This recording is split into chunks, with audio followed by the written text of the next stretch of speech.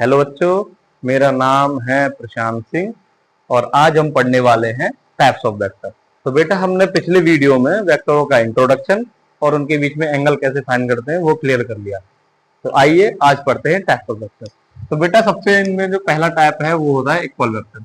अगर मैं बात करूं बेटा इक्वल वेक्टर की कि इक्वल वेक्टर क्या होता है, कि सर इक्वल वेक्टर क्या होता है जिसका magnitude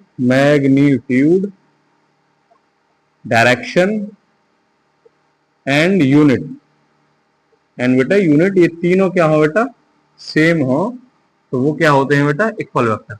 for example A vector ये रहा, बी वेक्टर ये रहा, सी वेक्टर ये रहा एंड बेटा डी वेक्टर ये रहा।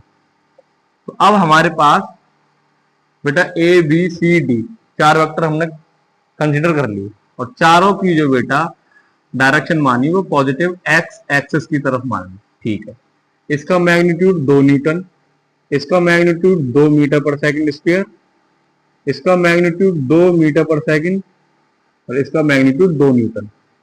तो अब हम ये देखेंगे कि इन चारों में कौन कौन से वेक्टर इक्वल हैं और कौन कौन से वेक्टर इक्वल नहीं है।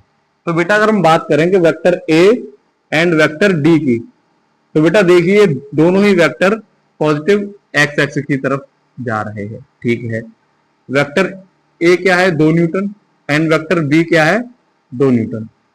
मतलब वेक्टर ए और वेक्टर डी का मैग्नीट्यूड 2,2 है और बेटा दोनों की डायरेक्शन किस तरफ है बेटा पॉजिटिव एक्स एक्सिस की तरफ है। ठीक है, और इन दोनों की यूनिट बेटा बेटा वो भी क्या है न्यूटन है। इसका मतलब है इसका मैग्नीट्यूड डायरेक्शन और यूनिट बेटा तीनों सेम है, इसीलिए हम कह सकते हैं कि वेक्टर ए और डी कैसे हुए बेटा आपस में इक्वल वेक्टर हुए। बट वेक्टर बी एंड सी इनकी बेटा मैग्नीट्यूड तो 2 है और अगर डायरेक्शन की बात करूं तो भी बेटा ये पॉजिटिव एक्स एक्सिस की तरफ है, लेकिन जो इनकी यूनिट है बेटा वो अगर मैं बात करूं बी की, तो बेटा बी की यूनिट है मीटर पर सेकंड स्क्वायर एंड सी की यूनिट है मीटर पर सेकंड इनवर्स मीटर पर सेकंड। तो बेटा इसकी यूनिट होती है एक्सेलरेशन की और ये किसकी यूनिट होती है वेलोसिटी की। इसका मतलब है कि बी और सी का मैग्नीट्यूड और डायरेक्शन तो आपस में सेम है, पर यूनिट की वजह से हम इनको इक्वल वेक्टर नहीं कहेंगे क्योंकि इनकी यूनिट डिफरेंट है। चलो आई होप आपको इतना क्लियर हुआ होगा। तो अब हम नेगेटिव वेक्टर की तरफ आते हैं, तब तक आप उतारिए, मैं मिटाता हूं।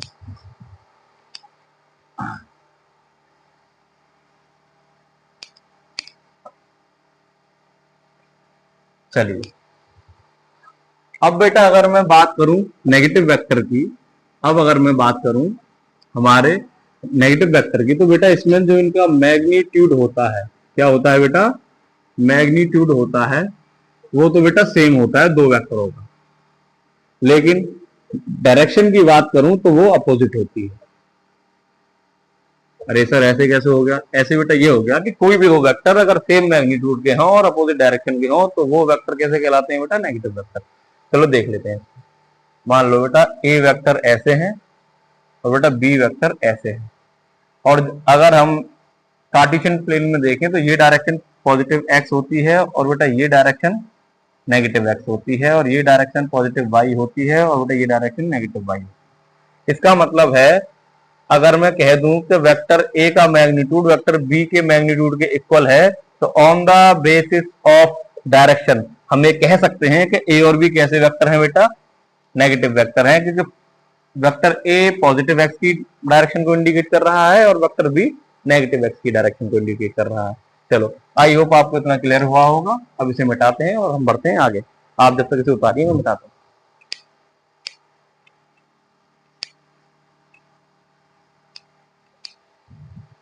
चलिए बेटा अब बेटा हम आते हैं पैरेलल एंड एंटी पैरेलल पर। पैरेलल एंड एंटी पैरेलल बेटा इनका खेल बस ये मान लो कि दो वेक्टरों के बीच में एंगल क्या होता है। तो बेटा पैरेलल वेक्टर क्या होते हैं जिनके बीच का अंतर कैसा हो बेटा सेम हो। अब वो अंतर से तो कोई अंतर नहीं पड़ता, इनको हम पैरेलल भी तो करते हैं, शिफ्टिंग करते हैं, तो इनका खेल पैरेलल शिफ्टिंग से ही हो जाता है। और एंटी पैरेलल क्या होते हैं बेटा ये अपोजिट हो जो एक दूसरे से, बस वो होता है। अच्छा क्या सर, क्या पैरेलल वेक्टर को हम इक्वल वेक्टर बोल सकते हैं? बेटा नहीं बोल सकते। पैरेलल वेक्टर हो सकता है कि मैग्नीट्यूड सेम हो दोनों का, और हो सकता है दोनों का मैग्नीट्यूड डिफरेंट हो। तो पैरेलल वेक्टर को इक्वल वेक्टर नहीं बोल सकते, लेकिन इक्वल वेक्टर को पैरेलल वेक्टर बोल सकते हैं। ठीक है सर। तो पैरेलल वेक्टरों के बीच का एंगल कितना होता है सर? 0 डिग्री होता है। क्यों? कि अगर एंगल कैसे निकालते हैं बेटा? टेल से टेल मिलाने से। पर अगर मैं इस वेक्टर की टेल को इस वेक्टर की टेल से मिलाऊंगा तो ये वेक्टर इसी के ऊपर आ जाएगा, और जब भी दो वेक्टर एक दूसरे के ऊपर होते हैं तो उनके बीच में एंगल कितना होता है बेटा? 0 डिग्री। चलो अब बात करता हूँ बेटा एंटी पैरेलल के बीच में कितना एंगल होता है। जब दो वेक्टर एंटी पैरेलल होते हैं तो उनके बीच में एंगल होता है बेटा 180। कैसे फाइंड करेंगे? इस वेक्टर की टेल और इस वेक्टर की टेल को जब भी आपस में दोनों को खींच के एक दूसरे की तरफ मिलाऊंगा, ऐसे इसको इधर खींच लिया थोड़ा और इसको इधर खींच लिया और दोनों को ऊपर नीचे कर लिया, तो टेल से टेल मिल गई, तो एंगल कितना हो गया दोनों के बीच में? 180। तो बेटा ये हमेशा याद रखना कि जब भी हम पैरेललों के बीच में एंगल की बात करेंगे तो बेटा वो 0 डिग्री होगा, और एंटी पैरेलल के बीच में अगर एंगल की बात करेंगे तो 180 होगा। चलो बताते हैं, उतारिए।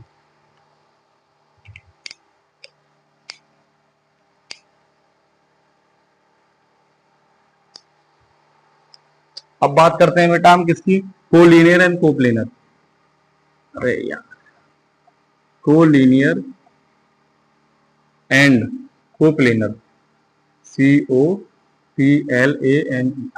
स्पेलिंग देख लेना यार, थोड़ी सी गलतियां हो जाती हैं बेटा। कोलिनियर कौन से वेक्टर होते हैं? जो ऐसे दो या दो से ज्यादा वेक्टर जो सेम पाथ पर लाई करते हैं। किस पे बेटा? सेम पाथ, या फिर ऐसे बोल सकते हो सेम लाइन पर लाई करते हैं। ठीक है बेटा, जैसे मान लो बेटा लाइन जा रही है, एक वेक्टर, दो वेक्टर और तीन वेक्टर, और लेना ऐसी चलती आ रही है, यानी vector A, vector B, vector C, vector A, vector B और वेक्टर सी। अब बेटा ये क्या हो गए? ये हो गए बेटा कोलिनियर वेक्टर।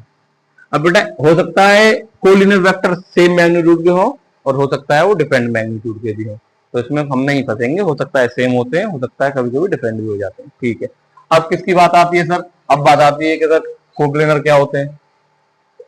जो वेक्टर बेटा सेम प्लेन में लाई करते हैं, तो लाई ऑन सेम प्लेन। जो वेक्टर सेम प्लेन में लाई करते हैं ऐसे वेक्टर क्या होते हैं बेटा? कोप्लेनर होते हैं। और एक चीज बेटा नोट डाउन कर लेना कि दो वेक्टर हमेशा कोप्लेनर होते हैं। टू वेक्टर ऑलवेज बेटा कैसे होते हैं? कोप्लेनर।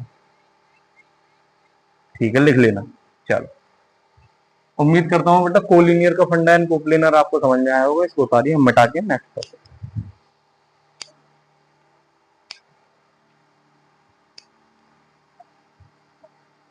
नेक्स्ट क्या है बेटा? नल वेक्टर और जीरो वेक्टर। हाय हाय, चलो इसे पढ़ते हैं। जीरो वेक्टर, जीरो वेक्टर या फिर इसको एक और नाम है नल वेक्टर। अब बेटा क्या होता है जीरो वेक्टर और नल वेक्टर? कि ऐसे वेक्टर जिनका मैग्नीट्यूड क्या बेटा? जिनका मैग्नीट्यूड क्या हो बेटा? हमेशा जीरो हो। क्या हो? मैग्नीट्यूड जीरो हो। और जिनकी डायरेक्शन, सर डायरेक्शन भी जीरो होगी? नहीं बेटा, डायरेक्शन कैसे जीरो हो सकती है? कोई भी आर्बिट्रेरी डायरेक्शन हो सकती है इनकी, आर्बिट्रेरी डायरेक्शन। सर आर्बिट्रेरी का क्या मतलब है? मन चाहिए डायरेक्शन, कोई सी डायरेक्शन ले लो। जब कोई वेक्टर है ही नहीं है जिसका मैग्नीट्यूड जीरो हो, उसकी कोई भी डायरेक्शन ले लो, तो क्या ही फर्क पड़ेगा? इसीलिए बेटा हम जीरो वेक्टर या नल वेक्टर जब भी लिखते हैं तो उनका मैग्नीट्यूड जीरो होता है और डायरेक्शन आर्बिट्रेरी। इसका मतलब समझ रहे हो कि वेक्टर में जीरो भी एक वेक्टर होता है। चलो अब बात करते हैं बेटा यूनिट वेक्टर की। चलो हम इसी में लिख लेते हैं। अब आता है सबसे most important type of vector. क्या है बेटा? वो यूनिट वेक्टर। ये बेटा बहुत ही महत्वपूर्ण टाइप है वेक्टरों में से। चलो बेटा, इस वेक्टर का जो मैग्नीट्यूड होता है वो हमेशा 1 होता है। क्या होता है बेटा? वो हमेशा 1। अगर मान लो कोई वेक्टर ए है, अगर वो यूनिट वेक्टर है तो इसका अगर जब भी हम मैग्नीट्यूड निकालेंगे तो 1 आएगा। एक बात याद रखना बेटा, अगर ए कोई नॉर्मल वेक्टर हुआ तो हम उसे कैसे रिप्रेजेंट करेंगे? ए के ऊपर एक एरो लगा देते हैं। पर यूनिट वेक्टर को एक स्पेशल नोटेशन से रिप्रेजेंट करते हैं, कैप लगा देंगे। अब इसका मतलब क्या है? ए वेक्टर तो है, पर उन वेक्टरों में से भी कौन सा वेक्टर है? ये बेटा यूनिट वेक्टर है। मतलब क्या समझे? वेक्टर तो है ए, पर उन वेक्टरों में से भी एक कौन से टाइप का वेक्टर है? यूनिट वेक्टर है बेटा जब भी। और इस यूनिट वेक्टर का जब भी हम मैग्नीट्यूड निकालेंगे तो ये होता है 1। तो इसको ऐसे ना लिख के बेटा हम कैसे लिखेंगे, ऐसे लिखेंगे कि ए के ऊपर लगा दिया कैप, और यानी ए कैप का मैग्नीट्यूड हमेशा 1। आई बात समझ में? चलो, जहां पे जो ए होगा वो क्या होगा, वो बेटा यूनिट वेक्टर होगा। चलो, जब इसका मैग्नीट्यूड 1 होता है तो इसका केवल जो यूज होता है ना, यूज बेटा, इसका यूज क्यों करते हैं? केवल डायरेक्शन बताने के लिए। किसके लिए बेटा? केवल डायरेक्शन बताने के लिए। अच्छा, और इसका बेटा एक फॉर्मूला भी होता है। तो बेटा वो फॉर्मूला क्या होता है? अगर हमारे पास कोई वेक्टर ए है, अगर हमारे पास कोई वेक्टर ए है और हमें इससे संबंधित कोई यूनिट वेक्टर लिखना है, ये रहा यूनिट वेक्टर, तो वो कैसे लिखेंगे? वेक्टर ए में इसी वेक्टर ए के मैग्नीट्यूड का डिवाइड कर देंगे, जो भी हमें मिलेगा वो क्या होगा बेटा? हमारा यूनिट वेक्टर होगा। और मिलने वाले यूनिट वेक्टर का जब भी हम मैग्नीट्यूड निकालेंगे तो कितना आएगा बेटा? 1। अब बेटा यूनिट वेक्टर की डायरेक्शन की बात करें तो बेटा ये कहां हुई? तो in the direction of vector A. I hope आपको इतना क्लियर होगा। तो आज की वीडियो में इतना ही।